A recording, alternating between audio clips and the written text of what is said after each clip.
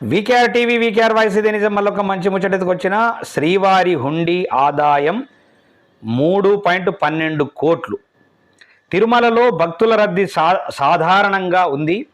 టికెట్లు లేని భక్తులకు వెంకటేశ్వరుడి దర్శనానికి 8 గంటల సమయం పడుతుంది. నిన్న శ్రీవారిని 61,619 మంది భక్తులు దర్శించుకోగా 20,291 మంది తలనీలాలు సమర్పించారు. శుక్రవారం స్వామివారి హుండీ ఆదాయం 3.12 కోట్లు వచ్చినట్లు తిరుపతి దేవస్థానం టీటీడీ అధికారులు తెలిపారు.